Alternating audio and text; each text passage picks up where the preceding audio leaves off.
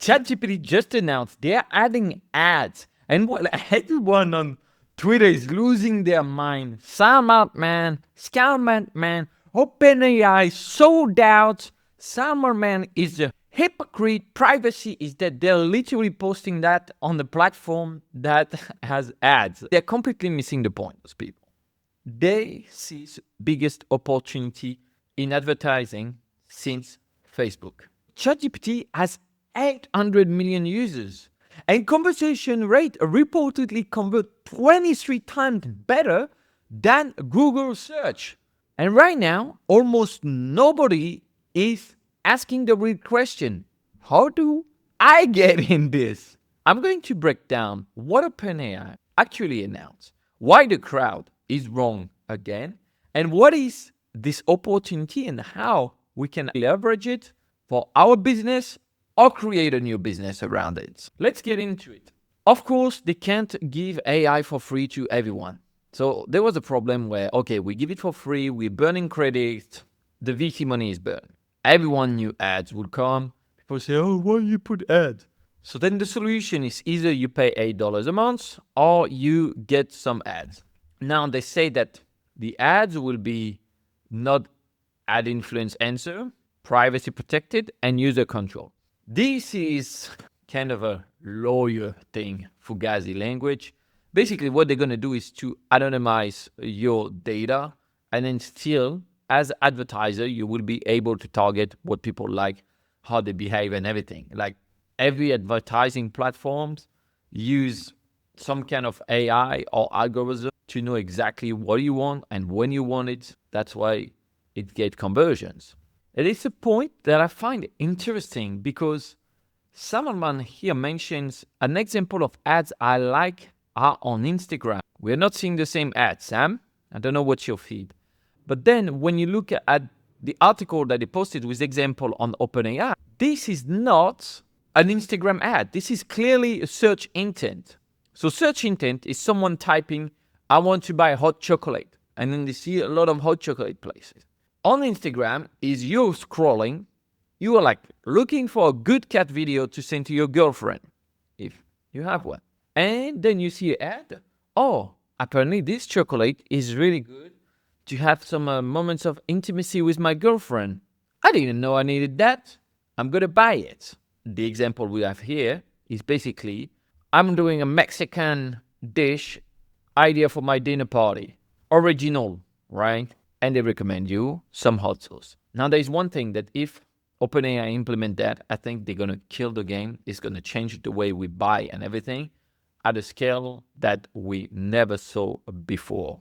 And I'm going to look really closely because if I'm honest with you, in 2016-17, I ripped on YouTube ads. It was quite new at the time.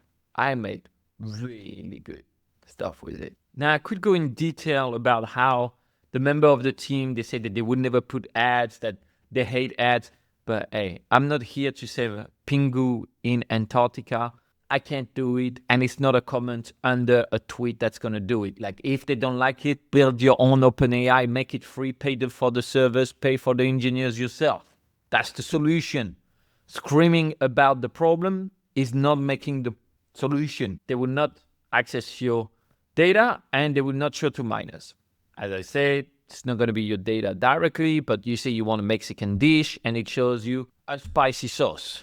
It would have been a bit weird if you say, I want a Mexican dish and it makes you buy a French flag. It would be totally random and you wouldn't like the ad. So no, they don't access your data as a way, but they know what you want and what you like. And that's where it goes a step like crazy because say, okay, it's up here at the bottom, clearly labeled and enable discovery. And that's where I think there's a bit of difference because it's taking 1/3 of the screen. Beautiful, right? I mean, when you go on Google, ads like takes the first third as well, but here it's at the bottom. Now, if they do one thing, and I know you're watching the channel, Sam, peace out. If they integrate the buying process in the app, like TikTok Shop, if you ever tried TikTok Shop, it's amazing. If you never tried, as a business owner or someone that is remotely interested in business, you should try. Always try those things. It's smooth like butter. And I know something about butter because I'm French. Basically, I could click here, buy, and it will buy directly with my card associated to my ChatGPT and ship directly to my place. This gonna make the buying friction a lot smoother, which gonna increase the conversions. And that's where the opportunity is for those type of ads, because they're gonna do it for so many niche, right? Look at this guy, Santa Fe, New Mexico. Again, original. We talk about Mexico. You have, okay, this is cottage. So anyone who has physical business, this is for you as well. And then you could book directly in it. So I think they're going to integrate a lot of what I was saying in their advertising platform. And the conversion is going to go bananas. Because people who are on ChatGPT, first, like they're older, above 35, I think, 40, they don't adapt directly to say like, okay, there's a new model that's better, I'm going to go there. No, they get comfortable and they're going to use ChatGPT for a while. It's going to take a lot of efforts to make them switch to something else. 2020, it was TikTok ads, and now 2026, we have a window that open as ChatGPT ads. And all your attention should be, how can I be able to integrate my business or my future business or sales service around it? I'm going to show you the play, why it's important. And before you think, oh yeah, but is this really for me? Well, I think it's an asymmetric opportunity. If ChatGPT doesn't work out, it's okay. You spend a month on it, you tested the new platform, you're good. But if you work out, you have a huge upside. You're the first mover advantage, you have lower CPMs, and you have access to 800 million users. And as it converts 23 times higher than traditional search, this is big. They call it the ChatGPT paradox. You are already in a conversation. And we go back to a little bit more of human nature, where usually most of the sales happen talking to each other in real life. Now we interface directly with the chat interface, plus we can use the voice, which is great. The user is in a conversation. He always has an intent. And then AI recommends, and you have 23x conversion rate. Imagine, like, you're like, I want to go to Santa Fe. You're texting it. It recommends you some places. And you're like, yeah, I like this place. Book it for me. Thank God. That would be beautiful. It's a bit communism. I understand. Like, we're going towards the model of China, where it's going to be super apps that are like really integrated. But on the other hand, like, whoever enjoy booking a hotel or a flight, like the website with pop-ups, with things like that, where they try to derail you and everyone has a different interface. I need to learn every time the interface. It's annoying. So that's going to be the play. You watch for the launch. You try to get in. I guess, and Sam, I'm going to be mad at you if you do that, is they're going to let their little friends first. Or who are their little friends? People they invested in, friends and family that they invested in other companies. So then they will get like way better opportunity than us, the normies. But you need to think first, you're like, okay, what are the creative I'm going to do? It's more conversational copy, as you can see. So how can you do that? Well, I built a whole system to create the offer, the marketing element, the avatar, the market research, and all that. With AI, it scrapes all online. You're going to know your customer avatar more than you ever thought before, because it's going to scrape everything about his fears, how he feels, and everything. I will link the video at the end of this. And when you have that system, you're going to be able to generate way better ads, way better content, because I even went viral with it on Twitter, the same platform that they were hating on someone putting ads on the platform that also has ads.